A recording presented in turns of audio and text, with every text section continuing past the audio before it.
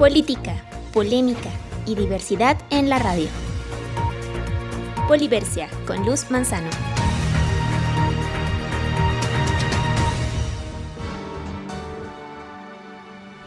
Hola, ¿qué tal? Una vez más con ustedes acá en Poliversia para llevarles las noticias más importantes de nuestro mundo mundial. En esta ocasión, con una emisión bien cargada, llena de protestas. Vamos a ver qué es lo que está ocurriendo en nuestro mundo, específicamente en América y, para ser más específicos aún, en una pequeña isla que está en el centro de todo el continente.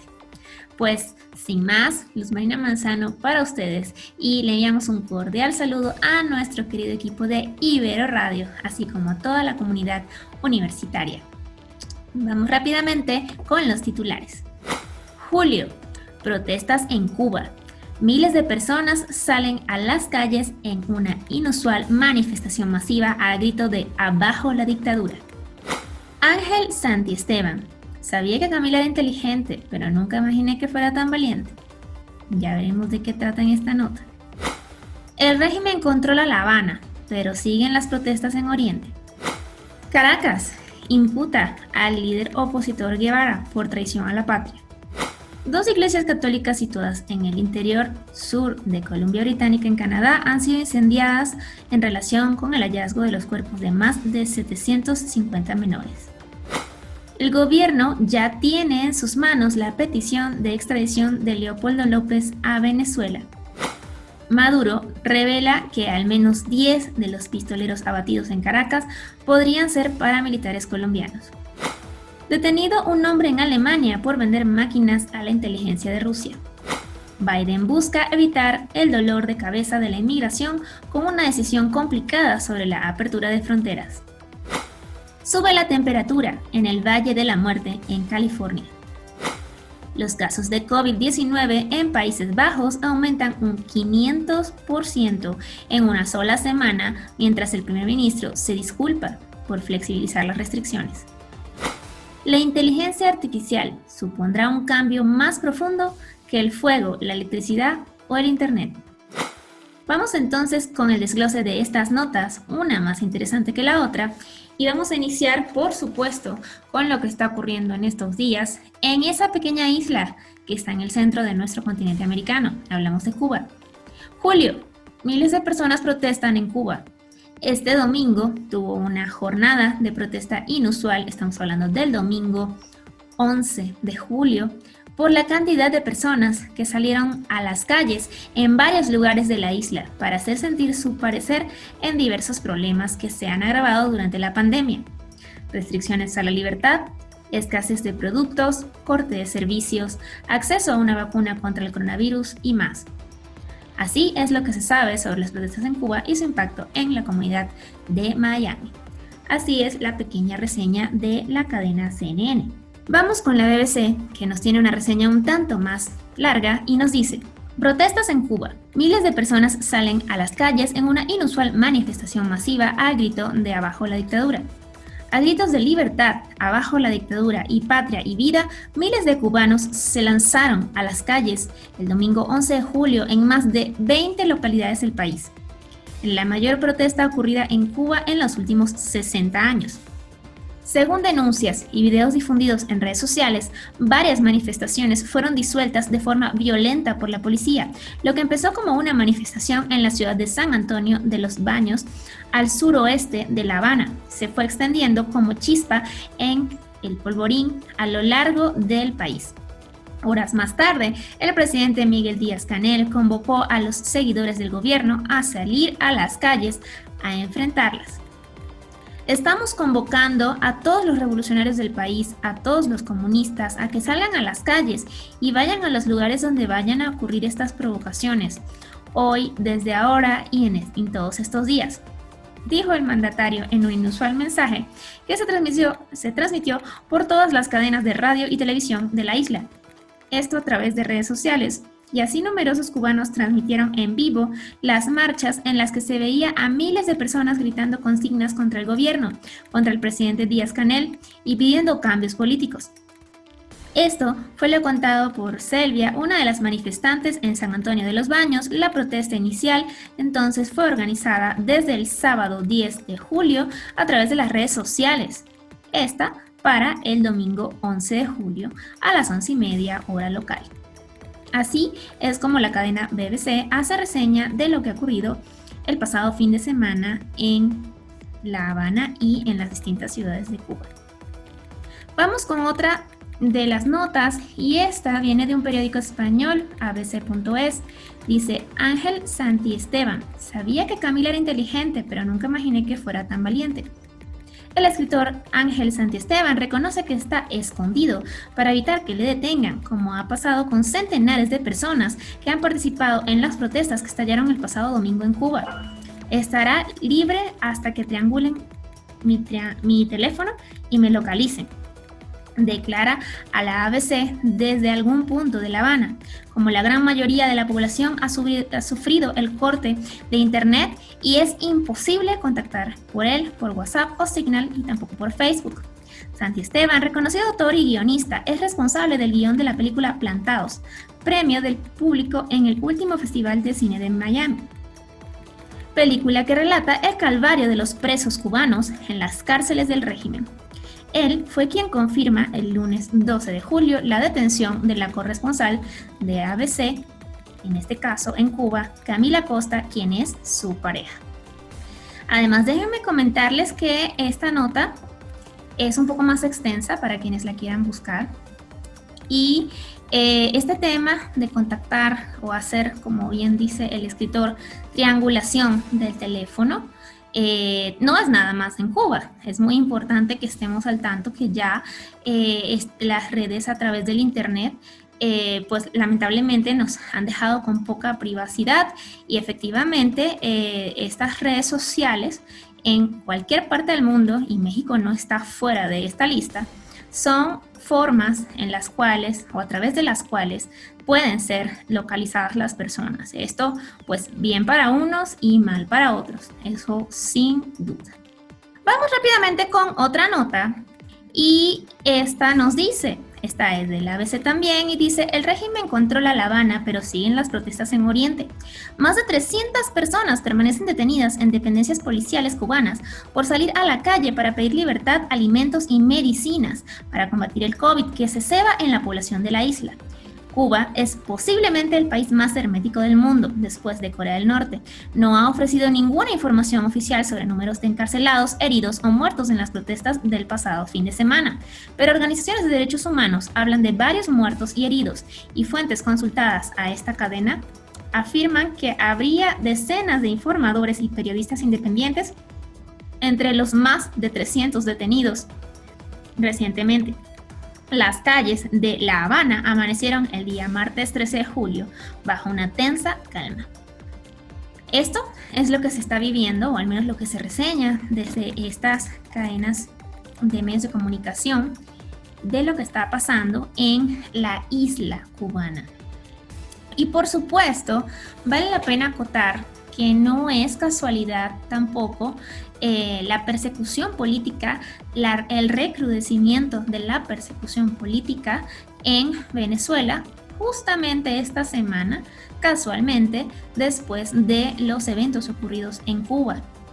Por ello, este titular dice así: Caracas imputa al líder opositor Guevara por traición a la patria.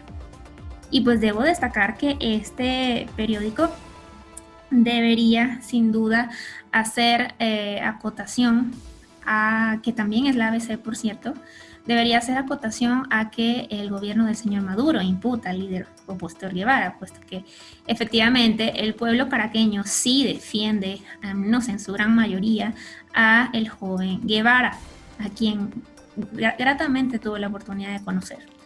El dirigente de oposición venezolana, Freddy Guevara, del partido de Leopoldo López, en este caso de Voluntad Popular, ha sido imputado por el Ministerio Público venezolano por supuestos delitos de terrorismo, atentados contra el orden constitucional, concierto para delinquir y traición a la patria.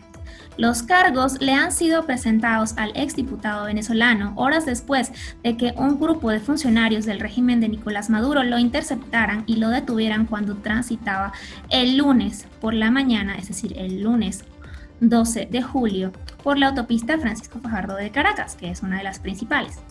De acuerdo con el fiscal general que trabaja para el régimen chavista, Tarek William Saab, a Guevara lo detuvieron funcionarios del Servicio Bolivariano de Inteligencia Nacional, por sus siglas el SEBIN, debido a su supuesta vinculación con grupos extremistas y paramilitares asociados. Es una triste noticia y sin duda totalmente vinculada a el intento también de toma del señor Guaidó en sus residencias. También por allí, si pueden buscar la nota, es otra de las noticias más sonadas en estos momentos, ya que atentaron contra su familia y contra él en sus propias residencias, buscando de alguna u otra forma pues también tomarlo, como llevaron al señor Guevara.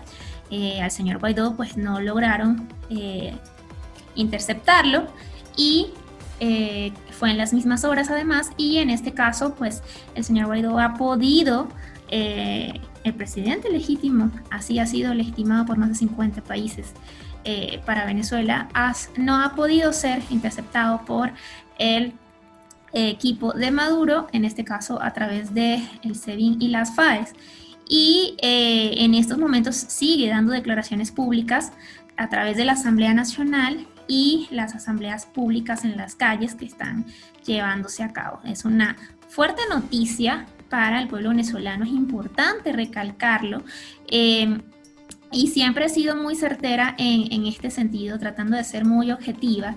Generalmente en mis emisiones no suelo dedicarme de lleno a la situación venezolana, pero recordemos que sigue siendo una crisis humanitaria. Recordemos que sigue siendo una dictadura. No porque pasen los meses no significa que esto esté dejando de ocurrir. ¿Esto qué quiere decir? Que sigue siendo una situación crítica en la cual el mundo tiene los ojos puestos, tanto así que en estos momentos se encuentra una comisión de la Unión Europea dentro del territorio venezolano, observando si realmente existen o no las posibilidades para unas próximas elecciones. Creo que es un momento muy propicio y qué bueno que esté allí la comisión.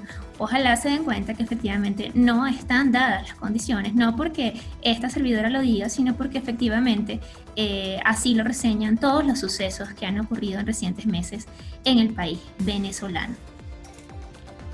Vamos con otra nota, también relacionada con el país venezolano, para dar hincapié a lo que está ocurriendo, que insisto, no tiene... sin duda, no hay forma de desvincular lo que ha ocurrido en Cuba de lo que está ocurriendo en Venezuela.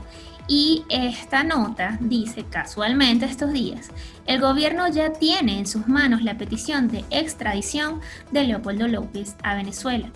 El Ministerio de Exteriores ha relacionado la petición formal de Venezuela y la ha recibido para extraditar al líder opositor Leopoldo López, que fue condenado a 14 años de cárcel por incitar a la violencia durante las protestas antigubernamentales de 2014. Y tiene otras causas pendientes en la nación caribeña. El Tribunal Supremo de Justicia, el TCJ por sus siglas, de Venezuela, aprobó el pasado 11 de mayo la solicitud de extradición de López, pero hasta ahora no se había cursado la petición formal. Según fuentes gubernamentales consultadas por la cadena Europa Press, este trámite se ha completado en las últimas horas y el Ministerio de Relaciones Exteriores ya tiene sobre su mesa la petición venezolana. Las mismas fuentes han señalado que, conforme el presidente habitual, Exteriores remitirá la solicitud de extradición a justicia y que será trasladada a su vez al Consejo de Ministros. En este punto, el gobierno tiene la potestad de rechazar o aceptar la entrega de López a Venezuela. En el caso de que la deniegue, el proceso concluirá. Si por el contrario opta por continuar la tramitación, el caso pasará a la Audiencia Nacional. Si el tribunal determinara que no ha lugar, López no podría ser devuelto a Venezuela, pero si avalara la extradición, la decisión volvería al tejado del Ejecutivo, que tiene la última palabra. Así es como reseña Europa Express en estos momentos cómo existe la posibilidad de una extradición de Leopoldo López, recordemos quién fue contrincante en las elecciones presidenciales contra el señor Maduro y que de alguna u otra forma quedó como dirigente político, ya que en ese momento delegó su misión política para también ceder el paso en aquella oportunidad al señor Capriles Radonsky, quien al parecer quedó muy cerca en esas votaciones de ganar la presidencia. Y por supuesto, quienes estuvieron detrás de esas elecciones, por supuesto, tienen sus dudas respecto a que el señor Maduro haya ganado. Pero estamos hablando de hace aproximadamente más de, o mejor dicho, casi 10 años. Entonces, es complejo a estas alturas pues sacar unas conclusiones. Lo que sí sabemos es que la historia habla por sí sola. El señor López logra salir de Venezuela de manera encubierta y esta, de hecho, es una de las razones por las cuales se le ha imputado cárcel al periodista Roland Carreño, que se dice que se asocia con esta posible salida de López del país a España. Y pues lamentable también ese hecho de, pues es un preso político. Y les explico todo esto para que se entienda que el señor López ya tiene una vida organizada, digámoslo así, ya se estableció en España y bajo estos términos legales puede estar en riesgo de regresar a Venezuela. Vamos con otra noticia de Caracas y en los últimos apartados les voy a explicar por qué nos estamos enfocando tanto en lo que es Cuba y lo que es Venezuela. Esta dice: Maduro revela que al menos 10 de los pistoleros abatidos en Caracas podrían ser paramilitares colombianos. Y por allí viene la respuesta precisamente a esta frase que les acabo de comentar, puesto que la situación de paramilitares colombianos, de la FARC, del ELN, de grupos paramilitares en general, incluyendo incluso personal iraní, entre otros, dentro del territorio venezolano, ya lo ha dicho el Pentágono, es un riesgo para Sudamérica. Entonces, estas notas definitivamente sí vale la pena entenderlas. Vamos con la nota y dice: el presidente de Venezuela, Nicolás Maduro, ha revelado que al menos 10 de los 22 pistoleros abatidos en la última semana en el barrio Cota 905 de Caracas no tienen nacionalidad venezolana, por lo que presume que podrían ser paramilitares colombianos. Hay 10 personas que no tienen huella venezolana, presumiblemente 10 paramilitares colombianos. Estamos en búsqueda de los cabecillas y los paramilitares colombianos que andan huyendo para obtener la paz en el sur de Caracas. Maduro revela que al menos 10 de los pistoleros abatidos en Caracas podrían ser paramilitares colombianos, ha explicado Maduro en un acto público celebrado en la tarde del sábado 10 de julio. Maduro ha confirmado además la detención de 3 paramilitares colombianos que declararon que habían más de 20 de ellos desde un mes en la zona de la Cota 905. El mandatario venezolano ha responsabilizado de estos hechos al gobierno del presidente colombiano Iván Duque. Dice: la mafia que está en el poder en Colombia exporta droga, muerte de mercenarios, asesinos y tiene en la mira a nuestra amada, noble y patria pacífica. Además, ha señalado al opositor Leopoldo López por dirigir personalmente a los grupos.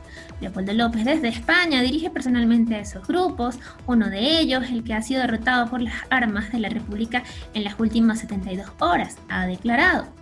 En respuesta, López ha indicado que los únicos que han sido señalados por la ONU, la OEA y hasta por el Tribunal Penal Internacional como violadores de derechos humanos hacen referencia al gobierno de Maduro.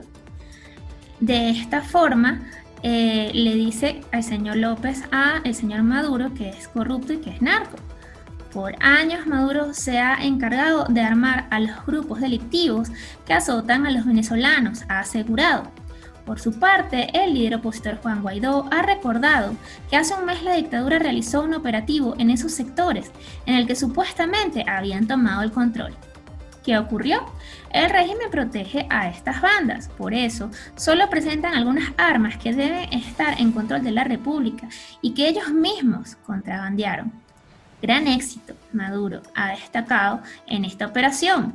Es un gran éxito en el combate contra bandas criminales terroristas formadas, financiadas y armadas por el paramilitarismo colombiano en la Cota 905, por lo que ha felicitado a la ministra del Interior, Justicia y Paz, Carmen Meléndez. Igualmente ha destacado la labor de los distintos cuerpos de seguridad implicados, porque fueron a combatir para defender al pueblo, y se ha cargado de nuevo contra Colombia al recordar la implicación de los exmilitares colombianos en el asesinato del presidente haitiano Jovenel Moïse. Sin duda, una nota que mezcla demasiadas variables a la vez y que bastará que usted se siente un tanto a revisar cada una de ellas, puesto que vale también acotar, si revisamos la emisión anterior, cuál es la razón realmente de que hayan asesinado al presidente haitiano Moïse, y además que hayan apresado a el líder de la ONG Fundaredes, quien también ha denunciado las redes paramilitares dentro del territorio venezolano y ha apuntado contra la dictadura del señor Maduro. Por tanto, hay varias fuentes que hacen referencia a que lamentablemente, y esto lo sabemos desde la historia política del periodo presidencial del señor Hugo Chávez, se abrieron las puertas de par en par al paramilitarismo colombiano dentro del territorio venezolano en el tiempo de la presidencia del señor Chávez. Por tanto, al señor Maduro no le quedó más que gestionar.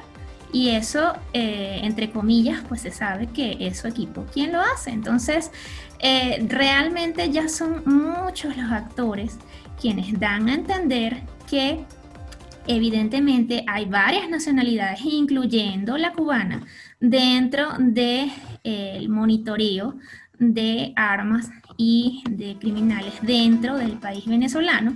Por tanto, pues llama mucho la atención, vuelvo e insisto, que casualmente se recrudezca esta persecución política y que además se busque apuntar de nuevo a Colombia en estos momentos en los cuales se ha levantado el pueblo cubano. Esta nota fue también de la cadena Europa Express. Vamos con otra, y esta dice: detenido un hombre en Alemania por vender máquinas a la inteligencia de Rusia.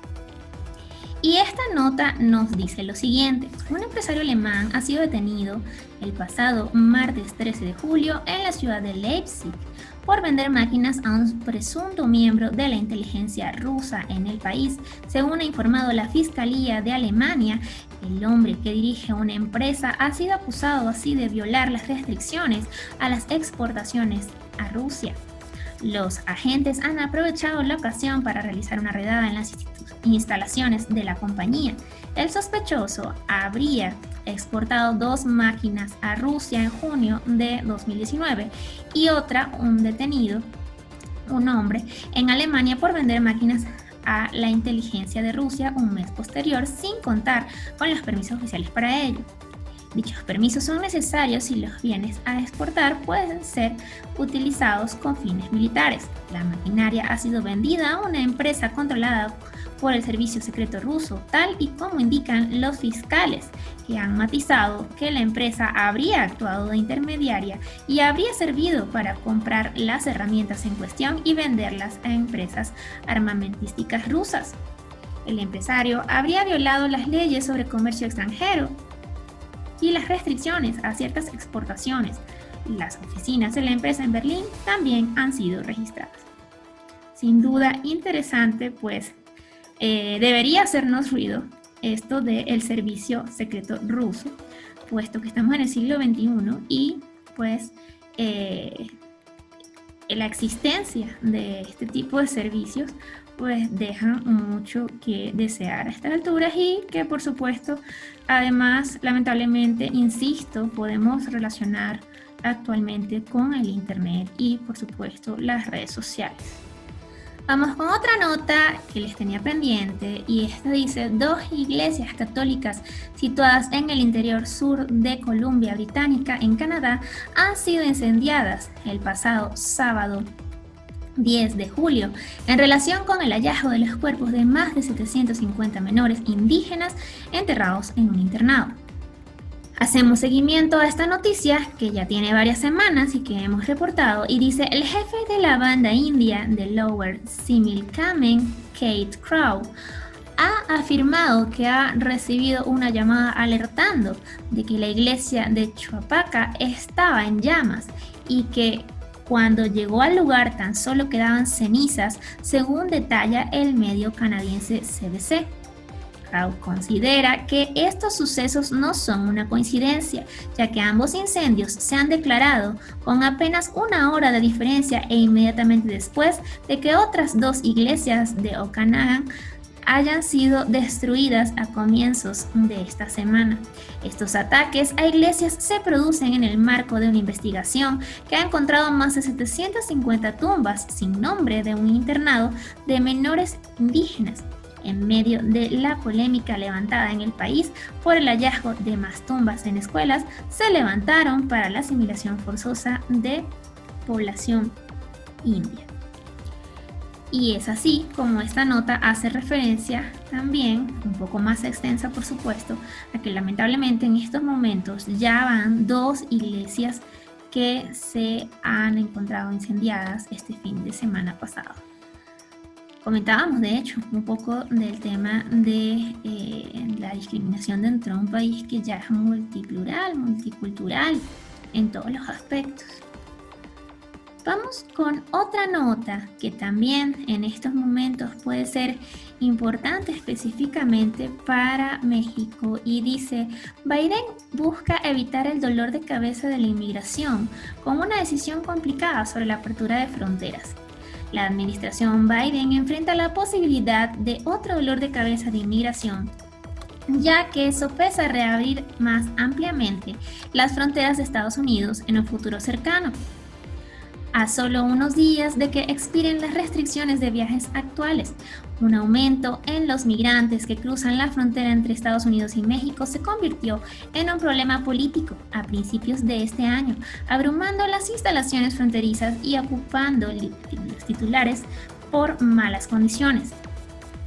Ahora los grupos de trabajo de la Casa Blanca están evaluando extender las restricciones de 30 días sobre viajes no esenciales que han estado vigentes desde el inicio de la pandemia de coronavirus.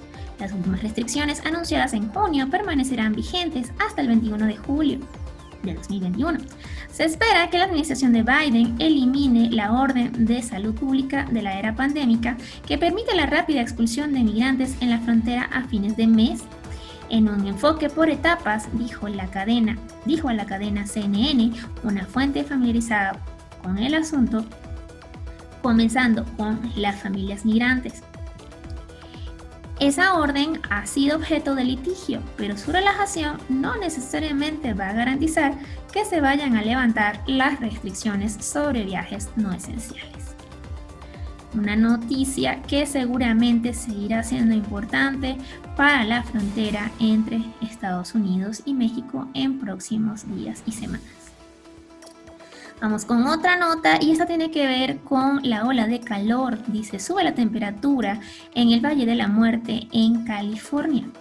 No es novedad que el Valle de la Muerte en California sea un lugar caluroso, pero el pasado viernes 9 de julio alcanzó los 54.4 grados Celsius. Y eso ya es otro nivel.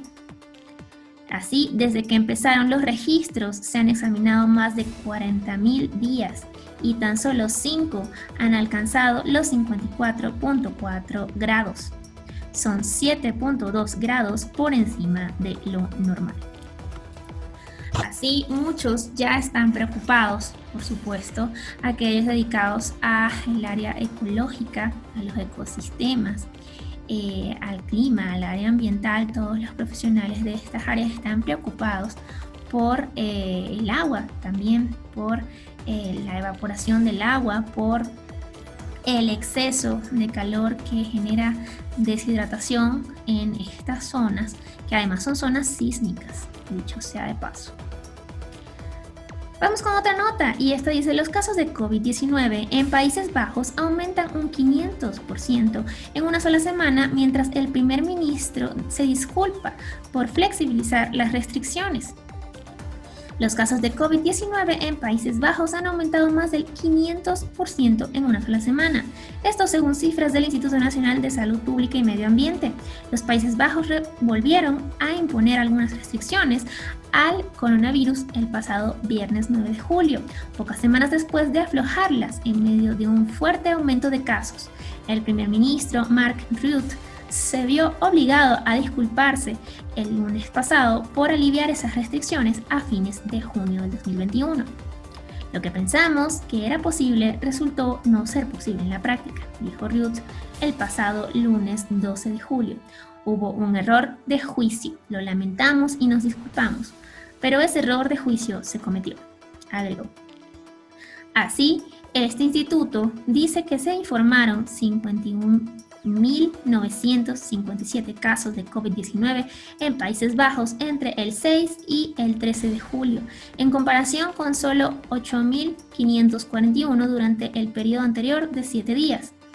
Así, al 11 de julio, el 35% de la población ha recibido 2 dosis de vacuna y el 65% ha recibido una sola dosis. Esto según el Instituto Nacional de Salud Pública y Medio Ambiente. Así, la situación cuando lamentablemente se relajan de la nada, se flexibilizan así en cualquier momento las restricciones respecto a la pandemia que aún seguimos viviendo. Recordemos que ciertamente ya tenemos diversos tipos de vacunas, ya hay más de una dosis y ya hay una buena cantidad de la población mundial vacunada. Sin embargo, es necesario mantener las medidas contra esta pandemia. Que sea un lamentable ejemplo para otros gobiernos que están flexibilizando de manera muy rápida las debidas restricciones. No porque queramos que se mantenga la gente en casa, puesto que ya hemos hablado también de esas restricciones y sus consecuencias, sino porque efectivamente necesitamos mantener la conciencia de que estamos saliendo, y puedo decir gracias a Dios, de esta pandemia, más no significa que ya haya terminado. Vamos con otra nota, es la última noticia para el día de hoy, y dice: la inteligencia artificial supondrá un cambio más profundo que el fuego, la electricidad o el internet. Esto lo dice Sundar Pichai, líder de Google. La internet libre y abierta está siendo atacada en países de todo el mundo, advierte el director ejecutivo de Google, Sundar Pichai. Para el líder de una de las instituciones más complejas, importantes y ricas de la historia, muchos países están restringiendo el flujo de información, aunque el modelo a menudo se da por sentado. En una entrevista en profundidad con la cadena BBC, Pichai también aborda las controversias en torno a impuestos, privacidad y datos. ¿Quién es Sundar Pichai? Pues el todopoderoso nuevo jefe de la matriz de Google. ¿Y cómo llegó entonces a esta industria? Pues se sostiene que la inteligencia artificial es más importante y profunda que otros descubrimientos como el fuego, la electricidad o el internet. Como jefe tanto de Google como de su empresa matriz Alphabet, Pichai es el líder de productos tan variados como Wise, Fitbit y DeepMind, los pioneros de la inteligencia artificial. Además, supervisa Gmail, Google Chrome, Google Maps, Google Earth, Google Docs, Google Fox, el sistema operativo Android y muchos otros productos. Esto durante los últimos 23 años, y así Google probablemente ha dado forma a Internet en su mayoría libre y abierta más que cualquier otra empresa.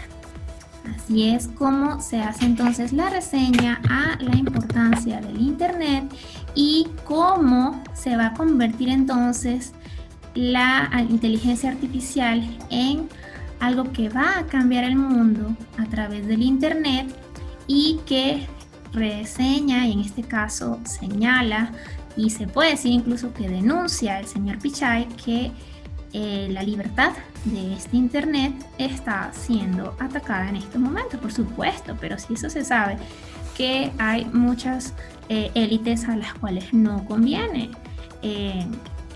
Pero bueno, vamos a dejarlo hasta allí. Seguramente esa noticia también va a dar mucho de qué hablar, puesto que la inteligencia artificial apenas tiene unos años en inicio. Vamos con la noticia de la semana. La noticia de la semana. Y en la noticia de la semana, Estados Unidos no va a levantar el embargo sin que Cuba ceda o venga a la mesa a negociar en buena fe. ¿Y por qué la noticia de la semana? Ciertamente de inicio hicimos varias reseñas de lo que está ocurriendo en Cuba y sus respectivas ciudades, específicamente más que todo en La Habana. Pudimos dar un recorrido también de cómo esto ha afectado a Caracas y al territorio venezolano. Incluso llegamos a tocar un poco la posibilidad de que Colombia también tenga alguna necesidad de que Cuba no siga ingiriendo en sus respectivos procesos, puesto que se sabe que también hay injerencia venezolana. De hecho, se dice que tuvieron mucho que ver esas nacionalidades en las protestas que hubo en Colombia. De esta manera, entonces, es ineludible, recordando la historia de Cuba, entender que Estados Unidos tiene un papel fundamental y que dentro de esta situación en Sudamérica, Estados Unidos no se puede quedar callado, tiene que tomar una postura, y eso lo sabemos a través de las distintas mesas internacionales que se han dado en décadas. Dice entonces esta nota que las inusuales protestas que surgieron en Cuba el domingo 11 de julio han provocado un cruce de duras recriminaciones entre el gobierno de ese país y Estados Unidos. El presidente cubano Miguel Díaz-Canel acusó a Washington el lunes 12 de julio de impulsar una política de asfixia económica para provocar estallidos sociales en su país. Estados Unidos aplica desde hace décadas un embargo comercial a Cuba que en junio fue condenado por 29ª vez por una amplia mayoría de la Asamblea General de las Naciones Unidas. Si se quisiera ayudar a Cuba, lo primero que se debería hacer es suspender el bloqueo, dijo el presidente de México, en este caso el señor Andrés Manuel López Obrador, al referirse a las protestas en la isla ese mismo lunes. Y respecto a esta nota que les señalo como la noticia de la semana, me gustaría poder leerles una explicación que pude observar en redes sociales. Lamentablemente no tengo la fuente, quien la tenga, por supuesto, la puede compartir. En este caso, la puede compartir incluso en los comentarios de este programa, puesto que es una interesante explicación que posiblemente hace un cubano, ya que su mirada es desde adentro del país. Dice: el bloqueo no prohíbe a los cubanos de la isla tener negocios libremente, la dictadura sí. El bloqueo no destruyó cada central azucarero, textilería, zapatería, fábrica de conserva, la dictadura sí. El bloqueo no es el culpable de que te paguen con pesos sanitarios y te vendan en las tiendas con dólares americanos, la dictadura sí. El bloqueo no es el culpable de que les den palos y encarcelen a los cubanos por pensar diferente, la dictadura sí. El bloqueo no es el culpable que hayan cientos de presos políticos que no han cometido ningún delito, la dictadura sí. El bloqueo no es el culpable que te manden dólares americanos y te entreguen en la cadena de entrega de dólares, para no decir nombre, los pesos cubanos en vez de los dólares, la dictadura sí. El bloqueo no es el culpable de la dictadura que construye hoteles y a los cubanos se les caigan los techos en las cabezas, la dictadura sí. El bloqueo no es el culpable de que los hospitales en Cuba estén en condiciones realmente indignas. La dictadura sí. El bloqueo no es el culpable de que no haya agua en las casas por no mantener el sistema de acueducto. La dictadura sí. Pues realmente es una explicación, un pequeño resumen de lo que puede estar viviendo el cubano en estos momentos, en estas horas, en la isla, quizás en estos momentos la isla más importante para el acontecer americano, y en los porqués. Realmente la gente está cansada y ha decidido, aún en plena pandemia, salir a las calles a protestar. Sin duda, esto nos convierte esta nota, sin duda, en la noticia de la semana. Y pues les invito a que sigan haciendo el seguimiento a lo que está ocurriendo en esta isla, que además es una isla preciosa, maravillosa, con gente realmente amable, y que es lamentable que en estos momentos se encuentre en estas circunstancias, incluso con detenidos y desaparecidos políticos y sociales. No todos son políticos, no todos son periodistas, y que ni siquiera haya cifras al respecto. Por supuesto, entonces, se encuentra el sur de América y específicamente el Caribe en estos momentos en un punto rojo, en una zona o un foco de atención que les exhorto a no dejar de lado en estos momentos. Además, cabe agregar que es válido también comentarles que se está buscando la negociación de la situación cubana en territorio mexicano. Vamos a ver si esto es factible y bajo qué condiciones, por supuesto. Pues vamos a finalizar con curiosidad mundial. Curiosidades mundiales.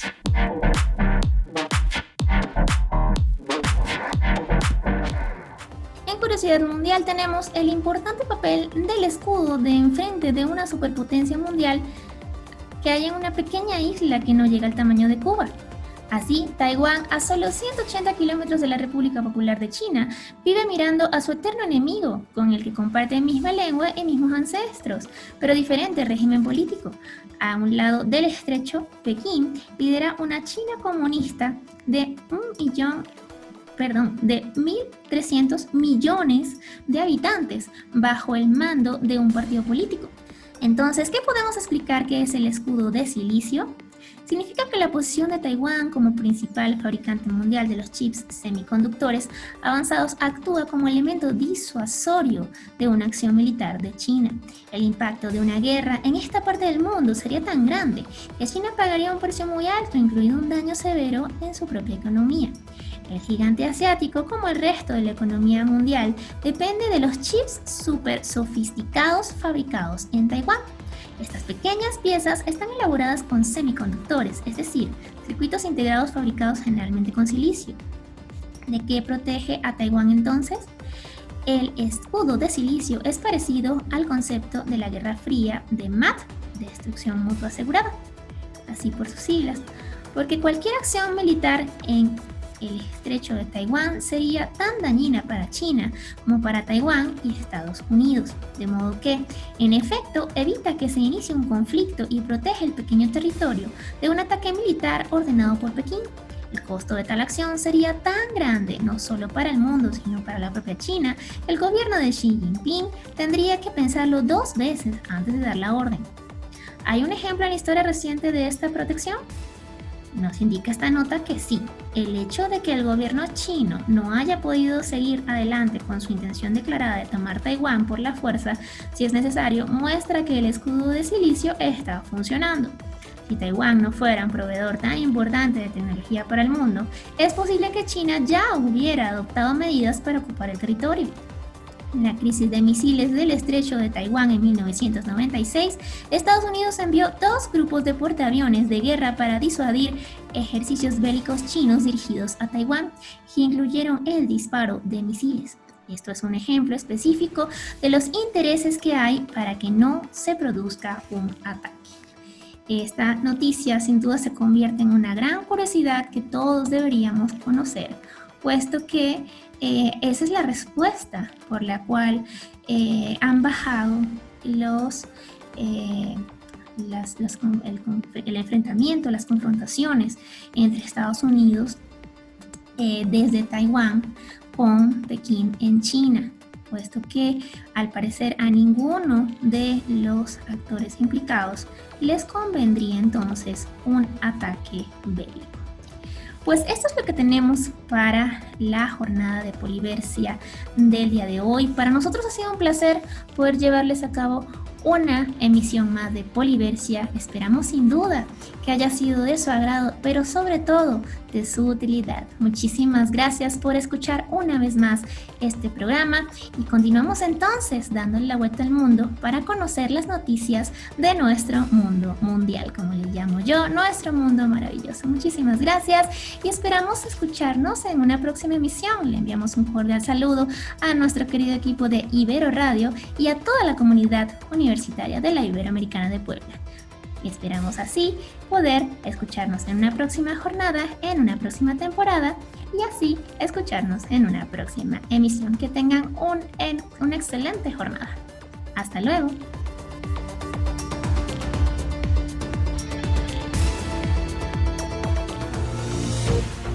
Más de política, polémica y diversidad en nuestra próxima emisión.